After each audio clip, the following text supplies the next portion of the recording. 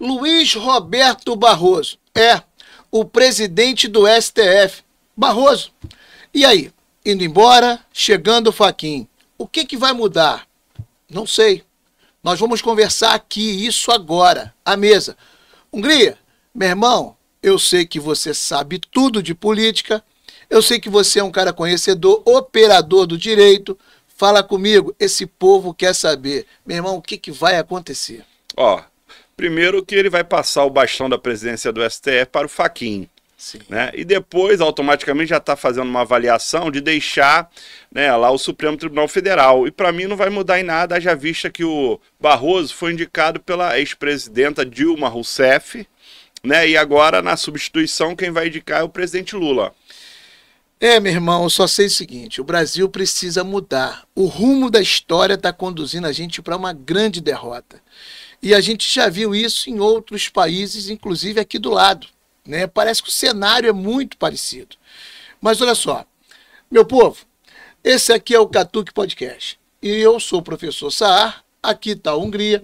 A gente pede a você, olha, compartilhe o nosso trabalho, inscreva-se no nosso canal, curta, dê o seu like, faça o seu comentário e outra. Peça o que você quiser. Vai lá no comentário, peça a matéria que você queira que nós passemos aqui à mesa.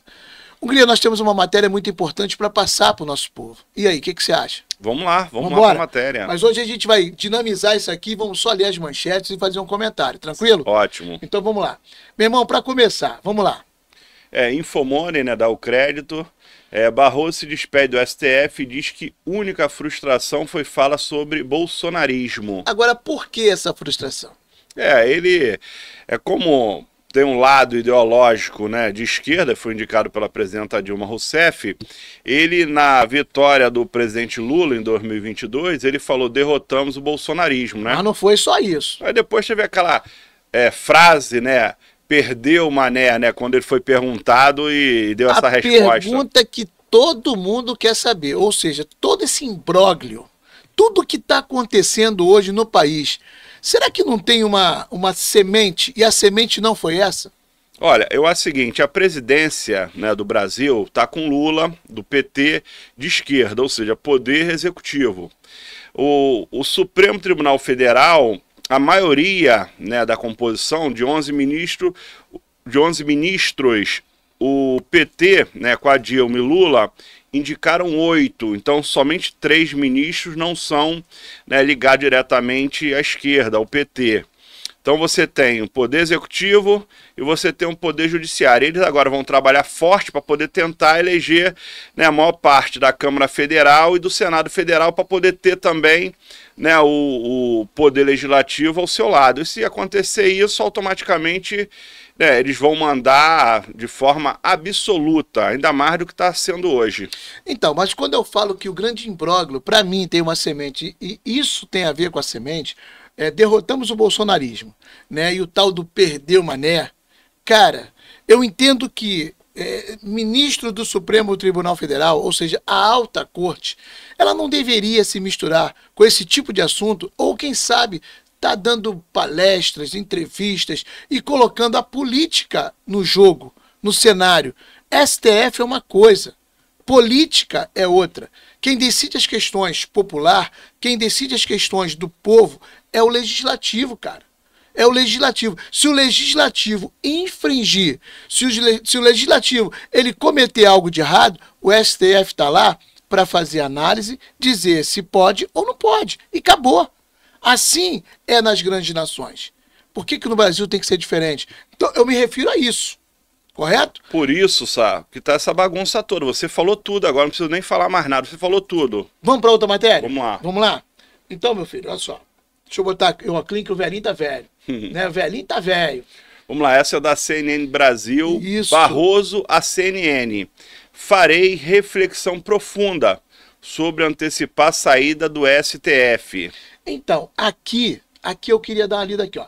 De saída da presidência do Supremo, ministro prepara retiro espiritual no fim de outubro e admite que considera a aposentadoria antecipada, ou seja, mas que ainda não tomou a decisão. E você sabe que essa decisão traz para o jogo do STF um outro nome que a gente já ouviu em outrora, em outras oportunidades. Vamos lá? Vamos ver quem é? Olha só. Olha lá. Com a indefinição de Barroso, Lula já avalia cenário para o STF. Lembra desse nome ali? Eu vou deixar você ler. Jorge Messias, chefe da AGU, Advocacia Geral da União, e Maria Elizabeth Rocha, presidente do STM, despontam como favoritos em caso de saída antecipada do ministro do Supremo, no caso Barroso. Eu vou ver se você lembra de... Ô, Messias! Ô, Messias! Tu lembra dessa frase? Lembro da ex-presidenta Dilma Rousseff, quando estava na negociação, né, de proteção ao presidente Lula à época, de ele assumir o ministério. Então, cara, essa cara do Brasil.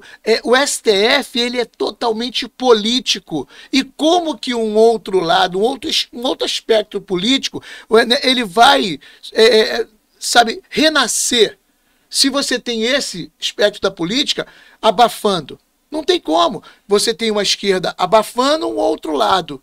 E tudo que eles podem fazer para eliminar os concorrentes, eles estão fazendo, cara. E aí nós vamos direto, vamos passar um pouco mais adiante, né? Eu queria, antes de passar essa matéria aqui, eu queria fazer isso aqui. Olha só, vamos tentar ouvir isso aqui. Meu irmão, isso aqui é incrível, né? Vamos lá? Ó. Vamos agora falar sobre judiciário. Amanhã, o ministro Luiz Roberto Barroso deixa... Os custos pessoais são mais abrangentes do que isso. O exemplo que eu gosto de... Os custos pessoais são mais abrangentes do que isso. O exemplo que eu gosto de dar eu fui à final da Copa de 2014 com a minha mulher e meus 2 filhos. Somente os 4 fomos ao Maracanã e assistimos a final do campeonato, como qualquer família. Depois, em 2016, eu fui à abertura das Olimpíadas, que aliás foi belíssima aqui no Brasil, com o ministro Teori e meu filho menor. Olha o que ele fala. E também fomos só os 3. Hoje em dia eu não posso sair na rua sem 3 seguranças. Essa foi a transformação, esse é o custo pessoal de um país em que alguma coisa aconteceu que gerou muito ódio, muita raiva nas pessoas, algum tipo de liderança política que trouxe essa consequência muito negativa de extrair o pior das pessoas, em termos de violência, de intolerância, de agressividade. Essa é uma novidade que não havia no Brasil. Acho que o custo pessoal maior é o dos riscos para a segurança pública. Essa questão dos Estados Unidos, quanto ao visto, é desagradável, é uma pena que tenha acontecido, é injusto, mas não deixa de ser uma competência discricionária de cada país dizer quem pode visitá-lo e quem não pode. A Magnitsky, que eu achei uma coisa muito irrazoável, e injusta, e eu espero que isso possa ser revertido em pouco tempo. Meu irmão, vamos começar de trás para frente. A Magnitsky, ela é irrazoável. Irrazoável por quê? Vamos entender. Cara, o Alexandre de Moraes, ele está sendo punido, né? Punido com a Lei Magnitsky. E aí pega, por conta dele, pega a família, certo? Pega o instituto, pega todo mundo ali do lado dele. É o que acontece. E aí ele coloca que é uma situação irrazoável. Na verdade, ele coloca que é injusta. Tem um trecho da entrevista mais adiante que ele fala que o Alexandre estava fazendo o trabalho dele, que ele estava fazendo cumprir aquilo que é determinado pela lei. Ou seja, ele está excluindo o aspecto da política de direita do cenário de 2026. Mas o mais interessante que eu coloco aqui como interrogação para o nosso público. O Alexandre, ele não fez a mesma coisa com os parentes, os familiares daqueles que ele supostamente deveria punir, ou que ele estava buscando punir, ou que ele estava investigando? Eu lembro que lá no direito tem alguma coisa que fala assim, ó, a pena não passará do apenado. Tá certo. O que ele está dizendo ali sobre Alexandre poderia até estar certo, se o pau que foi dado no Chico não tivesse também dado no Francisco. Então é por aí. O que você me diz sobre isso, filhão? Eu entendo que quando se fala ali de injustiça, naturalmente, quantas pessoas também no Brasil se sentem injustiçadas por decisões do Supremo? agora está recebendo troco, é isso. E concluindo aqui a questão da segurança, quando ele fala da segurança, meu irmão, ele reclama que ele não pode ir à rua sem segurança. Vem cá, ele fala que hoje você tem uma polarização onde as pessoas estão raivosas, né, estão cometendo crimes, mas esse espectro de esquerda, que vem já comandando o Brasil há muito tempo, não trouxe para o Brasil a insegurança total, não trouxe para o Brasil coisas horrendas, né, que é ligado ao crime organizado. Foi justamente com ele que foi dado a descriminalização da maconha. E você sabe que a maconha, junto com o álcool, é a porta de entrada de outras drogas. E aí você desce com essa droga para a população e infiltrando em toda a juventude, em todos os campos sociais. E a violência cada vez mais acentuando. Ou seja, ele não pode ir à rua sem 3 seguranças. E o povo, cara? E o povo, como é que se sente seguro hoje, vivendo num país em que o narcotráfico está comandando, em que o narcotráfico está matando, em que o narcotráfico está arregaçando a população? Então ele não pode colocar isso como exemplo. Pelo contrário, eu digo que tem que entrar no Brasil um presidente que assuma isso para si e traga como exemplo a necessidade de fazer o Brasil mudar socialmente. É assim que eu penso, Hungria. É verdade, até porque ele citou ali os anos 2014, Copa do Mundo no Brasil, 2016 Olimpíadas também aqui no Brasil, né? Aqui no Rio de Janeiro, por exemplo, onde ele participou, né, com amigos, familiares. Naquela época a avaliação do STF era muito alta. Corpo de Bombeiros Militar, Polícia Federal, né, o STF tinha uma avaliação muito alta da população. Hoje, a avaliação do STF é muito baixa, mas justamente porque o povo entende essas injustiças praticadas pelo judiciário brasileiro, né, essa parcialidade, né, a gente não pode nunca esquecer que o Supremo é composto por 11 ministros e 8 deles, né, são indicados pela esquerda, pelo PT, pela ex-presidenta Dilma Rousseff, pelo atual presidente Lula. Então, naturalmente que eles são parciais, não adianta dizer que não são. Você pega o ministro Dino, como é que ele não é imparcial? Ele é totalmente, ele é 100% parcial. Pelo amor de Deus. Você pega o Zanin, pô, que foi advogado, amigo pessoal do Lula, como é que ele vota contra o Lula, contra o PT? E ele massacra quem é contrário a eles, naturalmente. Então, por isso que a avaliação é baixa e é aquilo. Quem é acostumado a julgar, agora eles estão sendo julgados, não só pelo povo, mas também, né, pela lei Magnitsky. Bem, vamos quase que terminar isso aqui, mas é o seguinte, né? Eu vou trazer aqui uma nova matéria aqui e depois vamos passar para a última escrita, né? Meu irmão, esse cara aqui, ele comete um outro erro para mim nessa análise. Não acho, não. Aqui, o contexto que se delineia para as próximas eleições, que são um momento de maior polarização, é uma possível candidatura do presidente Lula, eu diria pelo lado progressista, pelo campo progressista, e uma possível candidatura no campo mais conservador, ou do governador de São Paulo, ou do governador do Paraná, ou do governador de Goiás. São os nomes que já se colocaram.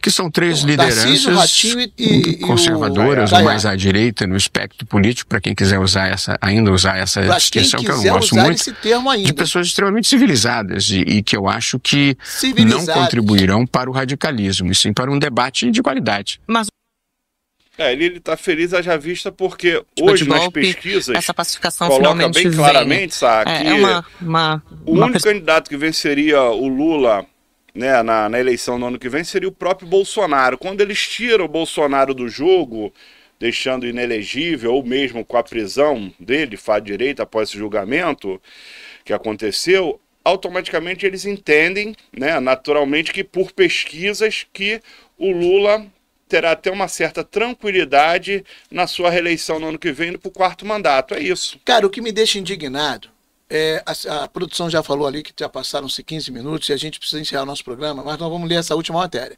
O que me deixa indignado é o seguinte: ele coloca muito claro que o espectro de política de direita, ele não gosta nem muito de falar esse termo. Mostra claramente a indignação que eles têm para com esse espectro sabe, político. Isso tá errado, cara. Nós vivemos numa democracia, assim eles falam.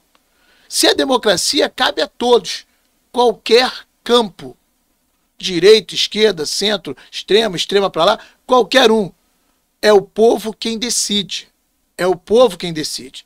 E aí você fica ali claro que eles dizem que o presidente Lula poderá concorrer às eleições que vêm. Ele é do campo progressista. Foi o que ele falou ali. Mas, do outro lado, nós queremos um povo mais educado, sabe, um povo mais talentoso, sabe, com um jeito diferente de fazer política. Aceitamos até que seja um lado conservador, o Tarcísio, o Ratinho, o Caiado, ou seja, a direita permitida que eles acreditam que possa disputar com o Lula. Inclusive, ali ele citou somente o nome do Tarcísio. Quando ele se referiu ao Ratinho, ele falou governador do Paraná e ao Caiado, governador de Goiás. Nem citou o nome. Mas é porque eles têm um posicionamento, né, anti-bolsonarismo e automaticamente, né, torcem naturalmente pelo atual presidente Lula. Cara, vamos fechar aqui da seguinte forma. A verdade é que Bolsonaro é um cara que não foi aceito pelo sistema. Bolsonaro não foi aceito pelo sistema. Eles não querem o Bolsonaro. Eles vão fazer de tudo para tirar qualquer um que seja da família Bolsonaro. Porque eles sabem que eles não fazem parte desse grande sistema. Os caras são loucos, meu irmão. E eles falam, é isso e pronto, acabou. Só que todo mundo ali esquece que qualquer que seja do outro lado, do outro espectro político de direita, né, direita, entre aspas, vai chegar sim, se for com as bênçãos do Bolsonaro. Eles esquecem disso. Para a gente finalizar, Hungria, vamos ler essa matériazinha aqui, ó. Vamos lá, do Poder 360, Isso. Brasil consolidou a democracia com o julgamento do golpe. É aquilo que você falou. O julgamento do golpe, para eles, consolida a democracia do jeito e da maneira deles, correto? Você quer ler alguma coisa aqui, filhão? Tem uma parte nessa interessante. E aí, ó. Acho que é aqui, né? Olha lá. Deixa eu pegar aqui para você, aqui, ó. O magistrado falou sobre o papel do Supremo. Segundo ele, em comparação com outras constituições pelo mundo, a brasileira é abrangente e trata de temáticas que adentram a arena política. Peraí. O STF, como é que é? Não entendi. É que a Constituição brasileira é abrangente e trata de temáticas que adentram a arena política. Porra, então o ministro do STF afirmou que acesso à corte é facilitado pelas ações diretas e que os julgamentos são públicos, com transmissão ao vivo. Maneiro, cara. Maneiro, totalmente direcionados. Maneiro, né? E ali ele fala claramente que a temática que adentra a arena política. Meu irmão, o STF tem que entrar no ambiente político legislativo é que resolve os problemas. Pois é, e digo mais ali, ó, na parte de baixo tá, esse arranjo institucional dá certo protagonismo ao Supremo, que não deveria ter protagonismo na política, tinha que ser totalmente na justiça, que decide algumas das questões mais divisivas da sociedade. Críticas a esse papel são legítimas e fazem parte do debate público e democrático ideológico. Todo mundo vai criticar, mas a crítica com ele não adianta nada. Vale o que eles querem, vale o que eles interpretam. Essa que é a grande verdade, sabe? Então, aí, para finalizar aqui, a última coisa que a gente vai ler é o seguinte, aqui, ó. Ele coloca aqui, ó. Olha só como é que ele termina isso aqui. Porém, fez uma ressalva, mas não custa lembrar que foi esse arranjo que permitiu ao país o mais longo período de estabilidade institucional de sua história republicana, sem tortura, censura, desaparecidos ou fechamento do Congresso Nacional. Só quem não soube a sombra não reconhece a luz. Tá, então beleza. Só quem não soube a sombra não reconhece a luz. Eu vivi o tempo dessa suposta sombra que ele está dizendo, e eu estou vivendo nessa suposta luz que eles estão afirmando. Meu irmão, essa luz de hoje, a gente quase não pode sair à rua. E naquele momento em que existia sombra, você andava na rua sem problema algum. Eu digo isso para você porque eu vivi os dois ambientes. Eu vi os dois momentos. Detalhe, o meu pai brigou muito com as questões políticas da época. Então, eu vou mais além, para a gente fechar aqui, cara. Olha, Ele diz ali, ó, mas não custa lembrar que foi esse arranjo que permitiu ao país o mais longo período de estabilidade institucional. Cara, estabilidade institucional, o Brasil está indo de mal a pior, cara. O crime está avançando. A sociedade não tem emprego. A sociedade não tem nada. Coisa que no passado nós tínhamos em abundância. Eu vou parar por aqui, cara, porque eu me indigno de tal forma e eu vou acabar falando besteira. Hungria, você pode encerrar aí, rapaz. A verdade é que a população é indignada, porque você, quando vai fazer um julgamento, tem que ter a imparcialidade. Mas, infelizmente, né, durante muitos e muitos anos, a gente vai continuar falando de parcialidade da maior corte do Brasil, que é o Supremo Tribunal Federal. Né, não tem como não dizer que ela é totalmente voltada, né, para a ideologia de esquerda. Se a maioria for indicados pelo atual presidente, pela ex-presidente Dilma Rousseff, não tem como tirar esse condão, né, em cima deles. E a verdade é essa. Eles vão na linha, tudo que é contra, né, que possa esbarrar, né, na esquerda, no presidente Lula, né, na ex-presidente Dilma, etc., eles vão sempre jogar contra, né, e vão atacar naturalmente, como eles têm feito muito aí, o bolsonarismo, né, o pessoal de centro, o pessoal de direita, e assim vai. Não vejo a curto prazo algo diferente disso, né? Se o Barroso se aposentar, naturalmente o presidente Lula que vai fazer a indicação do ministro do Supremo, e depois terão mais 2 vagas de aposentadoria de ministro, né, por causa da expulsória, né, a compulsória, que são a completar os 75 anos. Ou seja, a tendência é continuar dessa forma, e eu já falei, eles têm um domínio do STF, querendo ou não, tem um presidente da República, é o Lula, né? E automaticamente agora o golpe de misericórdia, né, eu digo para a direita, né, para o bolsonarismo, é o PT, né, a esquerda em si, conseguir maioria na Câmara Federal na próxima eleição e maioria também no Senado. Aí domina os 3 poderes. Meu irmão, pode fechar. É isso aí, mais uma vez eu agradeço, né, pedir para que as pessoas possam nos ajudar comentando, compartilhando, curtindo, né, se inscrevendo no nosso canal, que é muito importante para a gente, e a gente está aqui para poder falar de tudo e de todos. Logicamente que você também pode mandar perguntas para a gente poder estar respondendo aqui, sugestões de novos programas. Não é isso, Ar? Claro.